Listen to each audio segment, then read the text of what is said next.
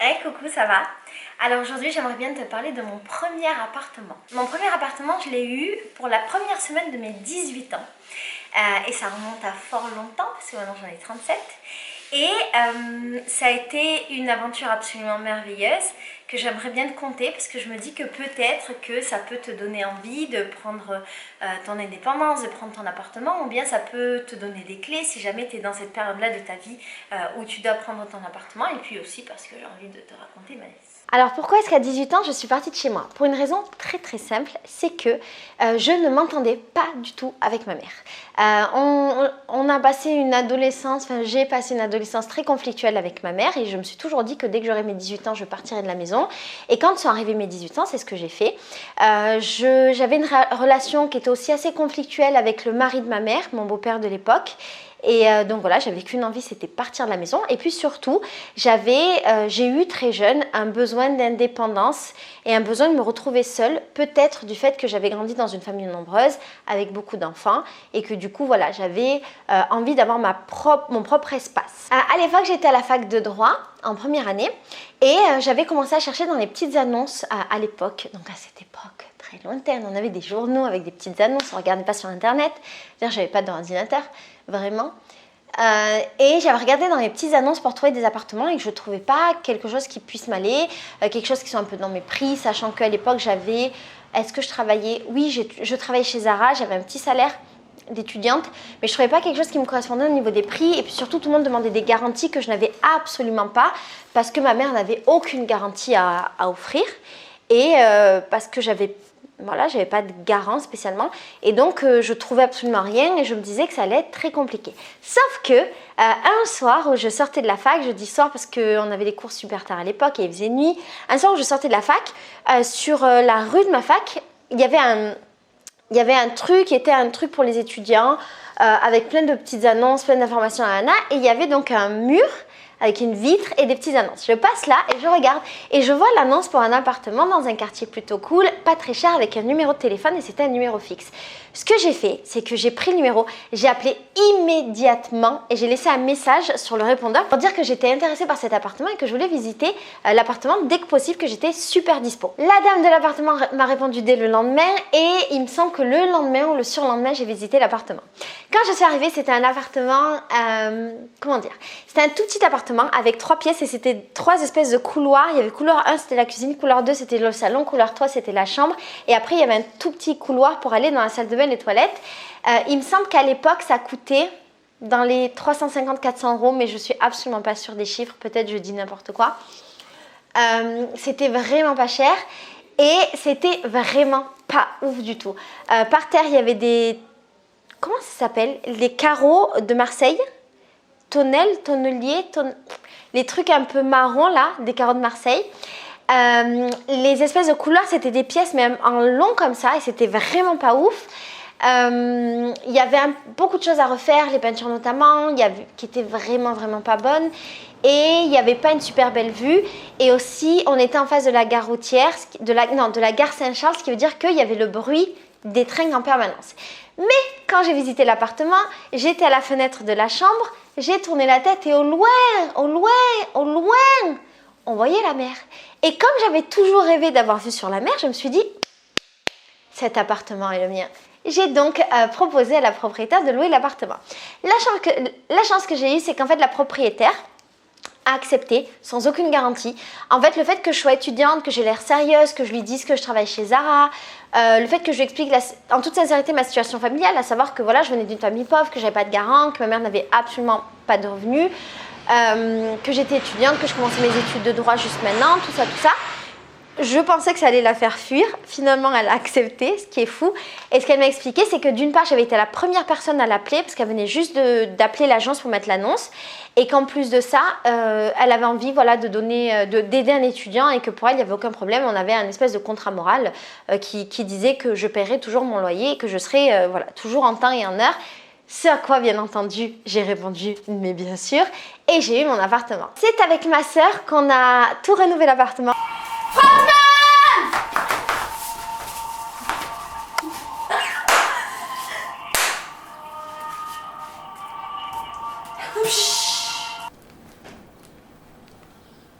C'est tout? Alors quand j'ai rénové, c'était un grand mot, on a fait les peintures ensemble, c'était génial. Je me souviens, c'était un grand moment parce que, je sais pas, déjà c'était mon premier appart, c'était trop bien. En plus j'étais avec ma petite sœur, ça nous permettait de vivre un truc ensemble. Elle était super jeune à l'époque, j'avais 18 donc elle avait 13 ans. Et genre on était devenus meuf des travaux de maison, chose qu'on n'avait jamais fait, on n'avait jamais rien peint. Et donc c'était juste trop drôle d'essayer de peindre une maison.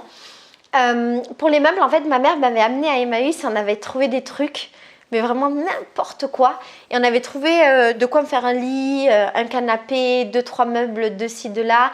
Je me souviens que mon grand investissement, ça avait été d'acheter un poêle à pétrole. Alors, poêle à pétrole, je sais pas si on a encore le droit d'avoir ça, mais à l'époque, on avait le droit. C'était horrible parce que c'était un poêle à pétrole dans une maison. Il fallait acheter des barriques de pétrole pour mettre dans le poêle à pétrole pour que ça chauffe. Et je me souviens de tous les hivers où j'ai été dans cet appart. J'y suis restée 8 ans.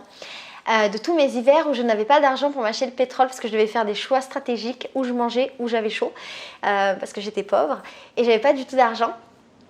Et je me souviens de tous ces hivers à voir ce putain de poêle à pétrole sans pétrole alors que je mourais de froid dans mon appartement qui n'était absolument pas isolé, bien entendu. Plus tard, chez moi, j'ai eu un salon marocain. C'était génial. C'était genre mon rêve dans la vie. Et je me souviens que je marchais à Marseille, il y avait une espèce de foire qui représentait le Maroc. Et c'était dehors. Et je rentre là-bas et je vois un salon marocain avec les canapés, donc Cédelia, avec le tapis, avec les décorations, la petite table avec le truc à thé, machin. J'avais trouvé ça magnifique et je l'avais acheté. Et le mec avait réussi à m'emboucaner, mais c'était très facile, j'avais tout acheté, j'avais fait mon salon marocain. Je l'ai eu pendant très longtemps et il m'a absolument rendue heureuse parce que j'ai grandi avec des salons marocains. Toutes mes copines en avaient, chez nous on en a eu après, on en a eu, je n'ai pas eu toute ma vie, mais on en a eu après chez moi. Ma mère a encore un salon marocain chez elle. Et donc, ça faisait vraiment partie de ma culture, de ce que j'aimais. Et c'était comme ça que je voulais avoir mon premier appartement. Je l'ai eu, donc c'était génial. J'ai trouvé ça incroyable d'être dans mon appartement. Pour la première fois, je me souviens de mes premières nuits, En fait, je me souviens de toutes mes premières fois dans mon appartement et à quel point c'était hyper satisfaisant. Et en même temps, ça faisait un peu peur. Et en même temps, je ne savais pas. Et maintenant, quand je repense à des situations, je me dis, oh mon Dieu, c'était ridicule. Je me souviens par exemple de la première fois que j'ai été faire les courses, j'avais fait un caddie rempli de courses, énorme. Et j'avais acheté n'importe quoi. Parce qu'en fait, je ne savais pas quels étaient vraiment mes besoins pour cuisiner. Et puis aussi, en même temps, il fallait que j'achète tout. Donc, le moindre petit truc, j'en avais besoin. Genre, j'avais pas de sel, j'avais pas de poivre, j'avais pas d'assiette, j'avais pas de couvert. Enfin, bref, j'avais besoin de tout. Et j'avais fait des milliers de courses. Et puis, je me souviens que mes courses étaient ridicules, c'était que des trucs déjà tout prêts, enfin, des trucs d'étudiants, tu vois, genre des gâteaux, des céréales, des pâtes, beaucoup de pâtes, des pâtes, beaucoup de gâteaux, beaucoup de surgelés et beaucoup de trucs qui finalement ne nourrissaient pas beaucoup. Je me souviens aussi de mes premiers repas, genre les premières fois que je me suis cuisinée pour moi et je me suis rappelé à quel point c'était trop bien d'habiter chez sa mère.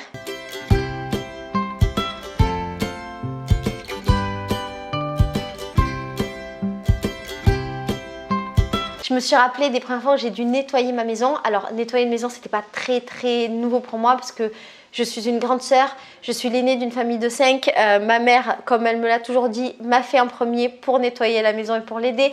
Donc, j'ai toujours nettoyé ma maison. Mais là, c'était différent parce que je nettoyais ma maison. Et au lieu d'avoir genre le bordel dans ma chambre, j'avais le bordel dans ma maison. Et je me souviens que ça a été difficile pour moi de trouver l'équilibre, en fait, d'apprendre à gérer le bordel pour que ma maison soit vivable. Et parce que je me souviens que oui, je nettoyais toujours la maison chez ma mère, mais ma chambre à moi était toujours bordélique parce que j'étais une ado et que j'étais jeune. Mais quand tu as un appartement, tu peux pas l'avoir tout le temps bordélique. Enfin, c'est pas agréable en fait à vivre. Et donc, je me souviens de mes premiers ménages et comment j'ai dû apprendre à gérer véritablement une maison. Parce que quand tu es chez tes parents, il y a beaucoup de choses que tu ne vois pas, que tu ne fais pas. Par exemple, il y a toujours du papier toilette. Alors que quand tu es chez toi, tu dois acheter du papier toilette et prévoir. Je me souviens du plaisir que ça a été pour moi de créer ma décoration à l'époque. Alors, c'était une décoration très simple. En fait, ce que je faisais, c'est que j'achetais des images d'œuvres d'art. Tu sais que j'étais passionnée d'histoire de l'art. D'ailleurs, j'ai fait de l'histoire de l'art à l'école et j'adorais ça. Et en fait, j'ai acheté des reproductions d'œuvres d'art que j'aimais et je les mettais chez moi. Et c'était un petit peu ça ma déco. Et j'ai acheté aussi des cartes postales avec des phrases inspirantes que je mettais un peu partout chez moi. C'est une déco très ado, très jeune, mais je trouvais ça génial.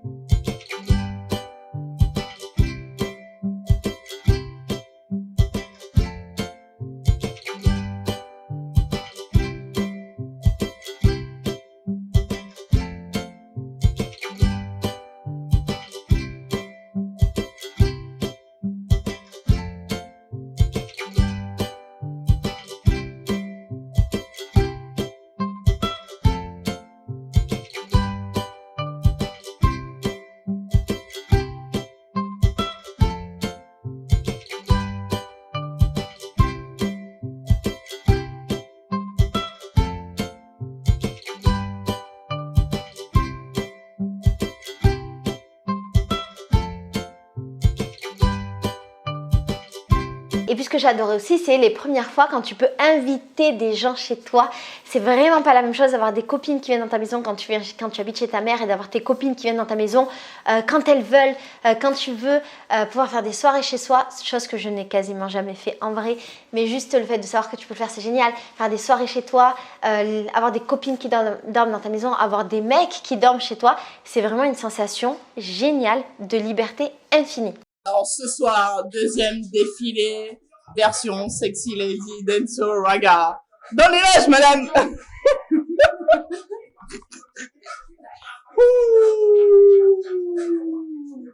Vous allez voir des meufs trop bonnes, trop stylées, trop chaud de night, trop chaud de night.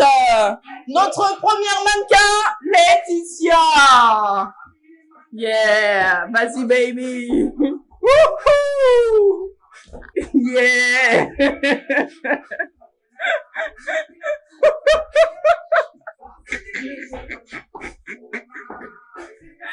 Bon, ça suffit, ça suffit, ça suffit.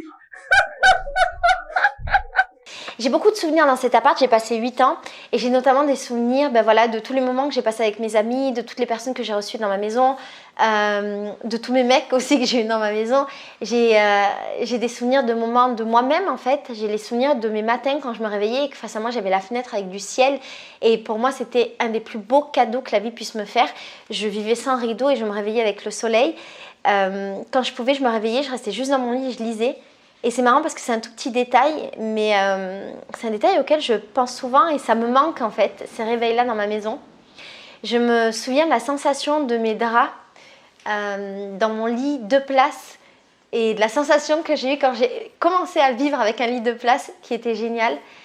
Je me souviens des rires, beaucoup de rires dans cette maison que j'ai pu avoir. Mario, moi. Oui. Brava, brava Stéphanie, brava. Bravo. Yeah, Stéphanie. Wouhou. Yeah. Wouh, tu es tellement fort. Ah là, j'ai rien à dire là. Yeah. Ça va, on a compris. Et cet appartement est vraiment resté dans mon cœur parce que ça a été mon premier et j'y suis restée 8 ans, donc je l'ai vraiment aimé, j'en ai vraiment profité. Et voilà, j'ai que des bons souvenirs. Ce qui était marrant dans ma maison, c'est que c'était un peu l'auberge espagnole, dans le sens où il y a beaucoup de gens qui ont vécu chez moi. Je me souviens par exemple d'une petite qui était dans l'asso que j'avais à l'époque, j'avais une association de pom-pom girl à l'époque, et en fait on avait une de nos petites qui était en difficulté et qui avait besoin d'un endroit où dormir, et en fait je l'ai prise chez moi et elle a vécu chez moi pendant 1 an, c'était merveilleux.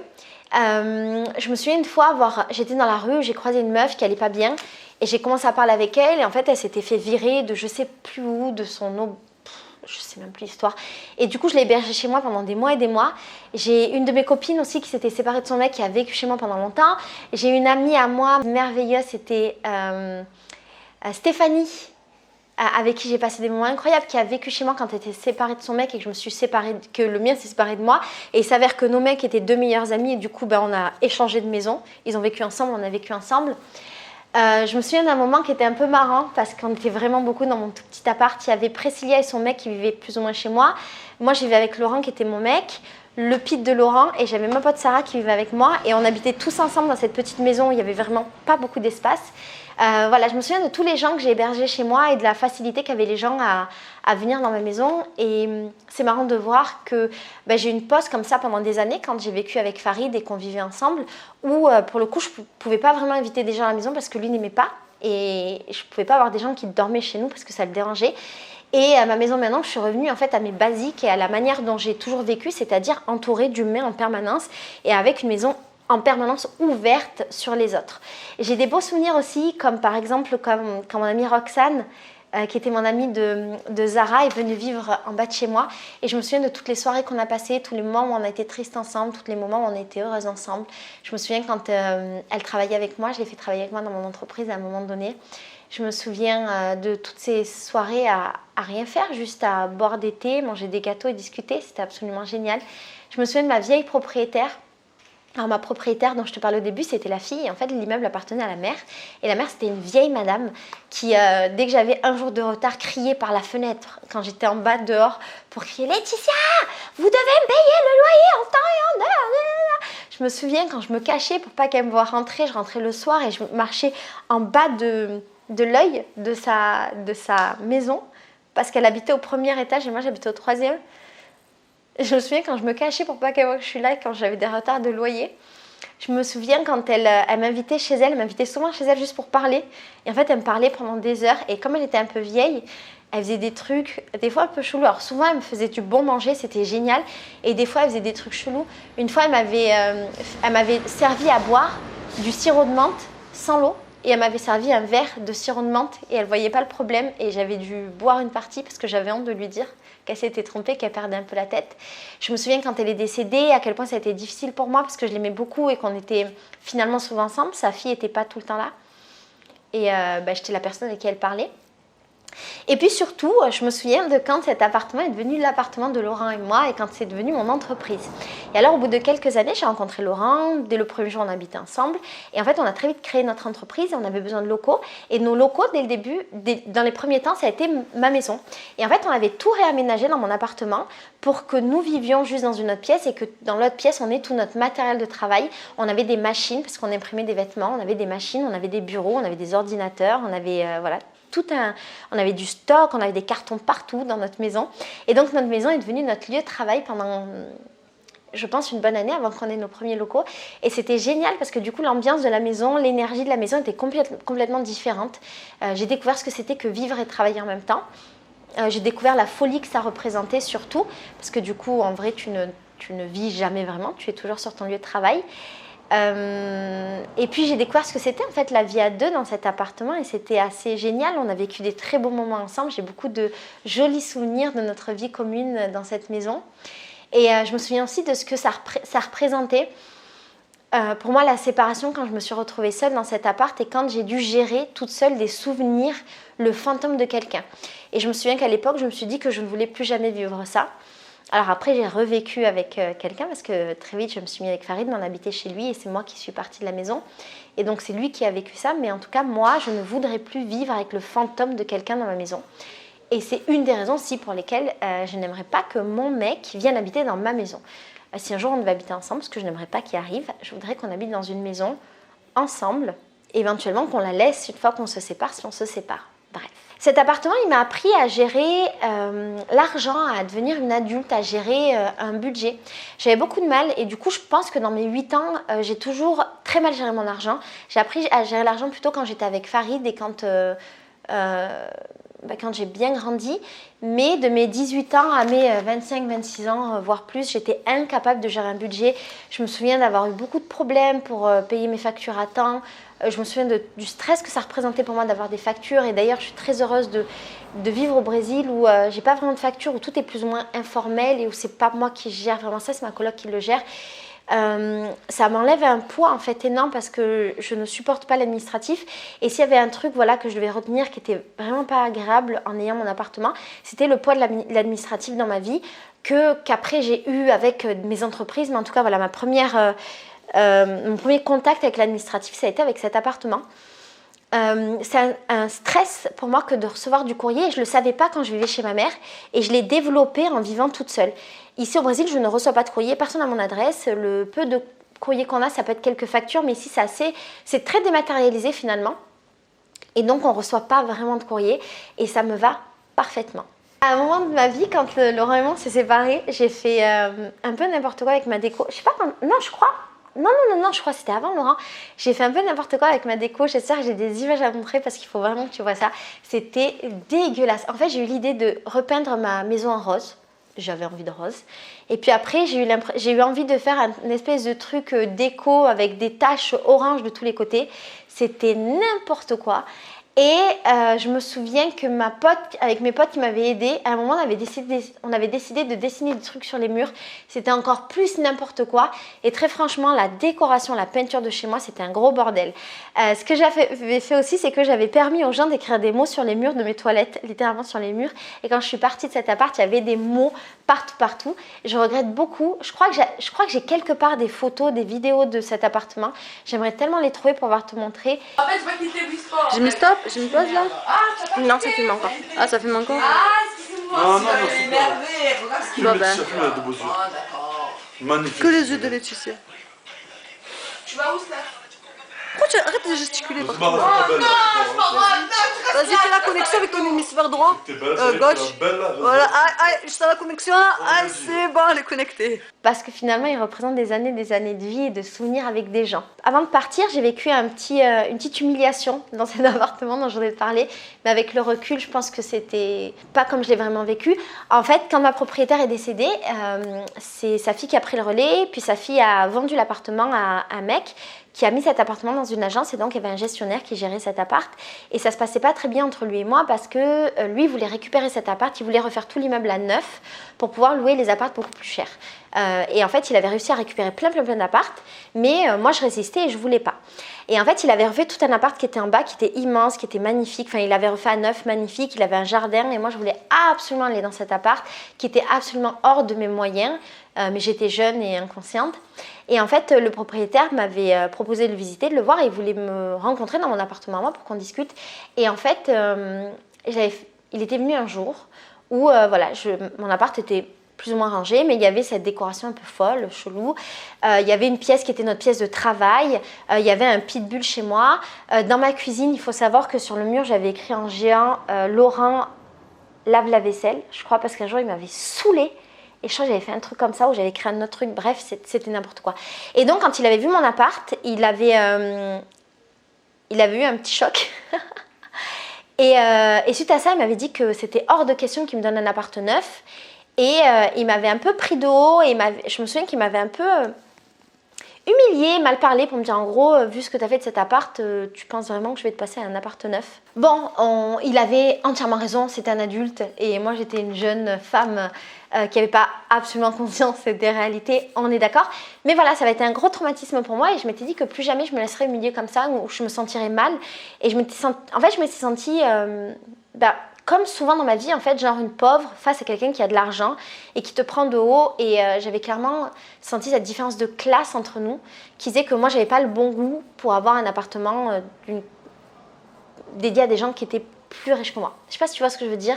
Mais c'est un truc, en fait, quand tu viens d'un milieu pauvre, que tu peux ressentir ce décalage de classe et compagnie. Et voilà, c'était juste très dur pour moi.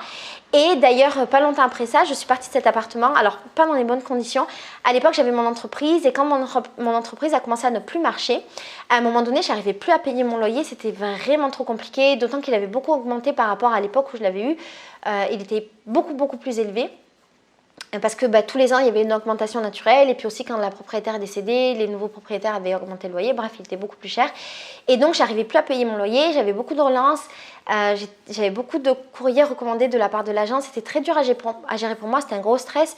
Et donc, je suis partie vivre avec Farid. À l'époque, c'est Laurent, mon ex, qui a repris l'appartement. Et je pense que lui n'est pas resté très longtemps parce que comme notre entreprise faisait faillite, il n'avait plus d'argent non plus et donc on a abandonné l'appartement. Et je me souviens que le propriétaire avait voulu me faire payer des sommes énormes parce qu'il disait que je ne lui avais pas rendu la clé, ce qui était faux. Il avait gardé bien entendu les cautions, mais ça je peux comprendre franchement. Mais moi ça m'avait un peu... en fait j'étais dans une situation de grande vulnérabilité parce que je n'avais vraiment pas d'argent. Et en fait, j'ai été bien consciente du fait que c'était normal qu'il garde la caution, mais en même temps, vu qu'il allait tout casser et tout refaire, je me disais bien qu'il n'allait pas utiliser ma caution pour faire la peinture, vu que dans tous les cas, c'était dans ses plans de tout refaire. Donc j'avais trouvé ça pas très juste, mais voilà, et ça m'avait un peu traumatisée. Qu'est-ce que m'a appris cette expérience d'avoir mon premier appartement? Ça m'a rendue responsable, ça m'a vraiment appris la vie, ça m'a appris à devenir une adulte. Cet appartement m'a appris à gérer mon argent, à gérer des factures, à gérer l'administratif. Ça ne veut pas dire que j'ai réussi, mais en tout cas, j'ai travaillé. Ça m'a appris à tenir une maison, bien entendu. Ça m'a appris à gérer des gens chez moi, accepter, ne pas accepter, connaître mes limites. Je pense que j'ai eu beaucoup de mal à connaître mes limites à l'époque et puis après j'ai su le faire, mais j'avais besoin de cette expérience là pour pouvoir le vivre. Ça m'a appris la vie de couple, ça m'a appris le bonheur d'être seule et de prendre son indépendance. Cet appartement m'a permis de vivre des expériences absolument merveilleuses et je ne regrette absolument pas d'être partie de chez moi quand j'avais 18 ans. Voilà, je sais pas très bien si cette vidéo elle peut t'apprendre quelque chose. C'est juste mon expérience, 20 ans après de mon premier appartement. Je te fais des gros bisous. Et si jamais toi aussi tu as eu ton premier appartement, que tu as eu des galères, que tu as eu des histoires, que tu as des souvenirs, que tu as appris des choses, et bien surtout n'hésite pas à en parler dans les commentaires. D'accord? Je te fais des gros bisous. Ciao. Au bout de 3. Je te fais un mieux. je règle un problème diplomatique. 1, 2, 3. J'ai la chatte qui gratte, ça me gratouille, ça me chatouille. J'ai la chatte qui gratte, j'ai le morpion dans le croupion. J'ai la chatte qui gratte, et dans l'odeur du nerf de mort. J'ai la chatte qui gratte, et de la mouille dans la poupouille. J'ai la chatte qui gratte, elle a des poils, c'est la totale. J'ai la chatte qui gratte, et elle gratte, et elle gratte. C'est bonbon, c'est bonbon.